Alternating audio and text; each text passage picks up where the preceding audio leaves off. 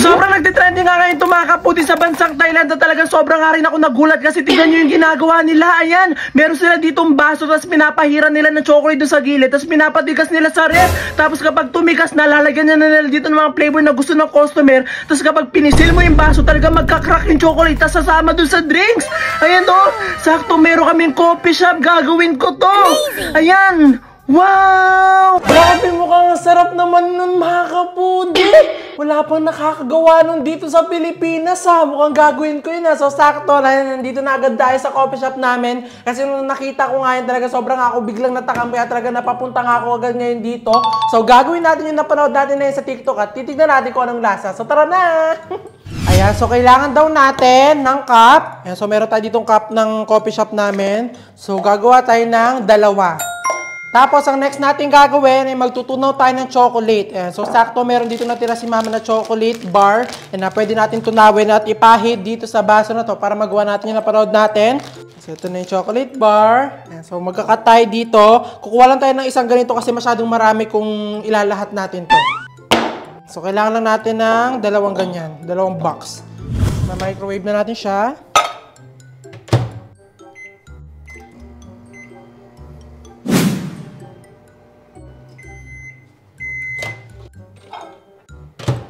Ayan. Okay na ang ating chocolate.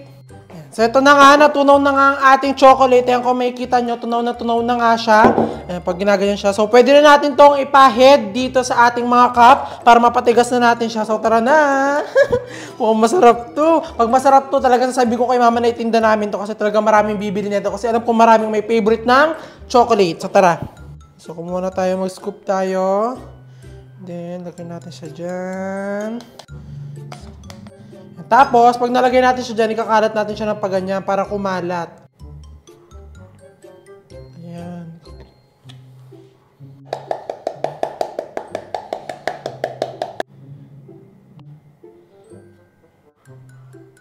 Ayan. Para hindi naman siya fully loaded sa loob, itataktak natin. Ayan. So, mukhang okay na to. Ganito dapat ang maging itsura ng cup natin bago natin siya palamigin. Ganyan dapat. Tapos, pwede na tayong gumawa pa ng isa. Karat natin siya ng ganyan. Ayan, so, ito na. Mukhang okay na itong dalawa na to. Ayan, so mukhang okay na. Nalagyan na natin sila ng chocolate sa buong cup. So, pwede na natin itong patigasin para magawa na natin yung napanood natin. Ayan, so, patigasin na natin siya. Ayan, so dahil nga walang ref dito sa coffee shop namin, pupunta tayo sa restaurant namin para doon tayo natin patigasin to.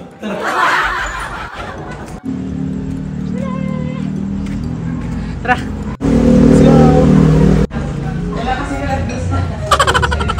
So ito na nga mga kapudi, nandito na nga tayo sa aming restaurant. So tara, ilagay na natin siya dito sa chiller nila mama. Ilagay natin siya dito para mas mabilis siya lumami. Yan. Tapos, hintayin na natin yan tumigas. Sana tumigas agad yan, oras na. Ayan, so mukhang okay na ata to kasi ilang minuto na natin siya nilagay. So check na natin, titignan natin kung matigas na. Ayun, matigas na nga.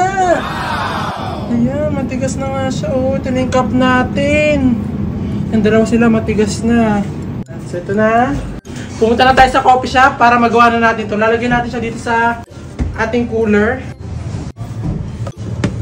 Tara na! Ayan, so, ito na nga. Nandito na tayo ulit sa coffee shop. So, ito na yung ating mga pinatigas na baso na may chocolate. So, kunin na rin natin yung mga mixture para makagawa na tayo ng mga flavor na ilalagay natin dito. So, tara!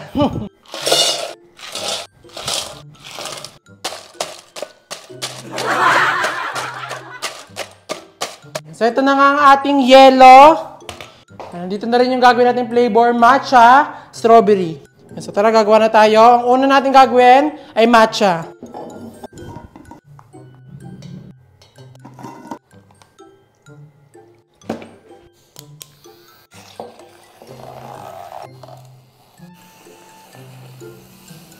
So, ito na. Okay na ang ating matcha. So, gumawa naman tayo ng strawberry.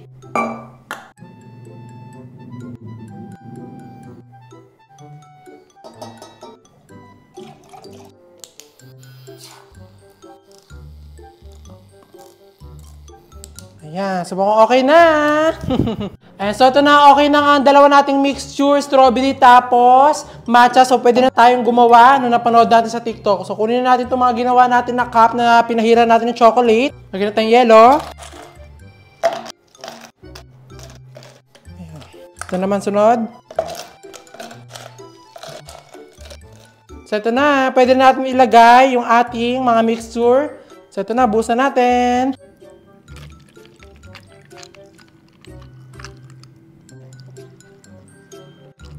Ayan. Ito na siya. Tapos ito naman sunod. Wow. Di ba? Dawi pala. So, mukhang okay na to. Tapos pwede na natin siya takluban. Tapos okay na.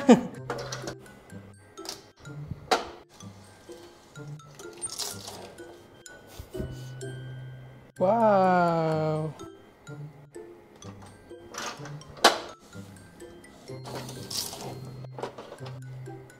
And so ito na nga, finally, okay na nga itong ating mga ginawa. Katulad na siya doon sa napanood natin sa ibang bansa. At gagawin na natin yung ginagawa nila na kinakrak nila itong pinakabaso para makita talaga natin kung gumana. Ayan, so ito na. Try na natin itong munang strawberry. And 1, 2, 3. Wow!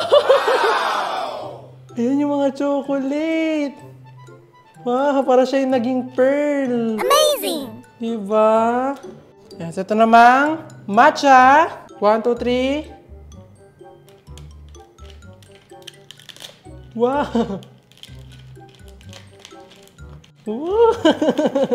Ayan! Comment sa comment section kung gusto nyong ibenta namin to. Kasi kung walang magko-comment, di namin to ibebenta kasi walang bibili. Kaya comment sa comment section kung gusto nyong ibenta namin to para mailagay na namin dito sa menu namin. Ayan, tikman natin kung lasa. Na, let's taste it.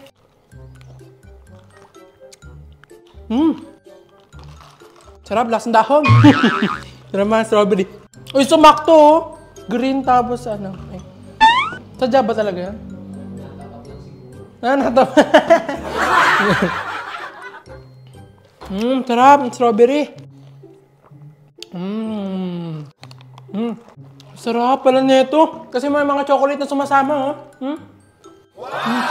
Sarap niya, mukhang ibibenta namin to, ah. Sarap ng chocolate. Kaya pala trending na trending to sa ibang bansa. Sarap.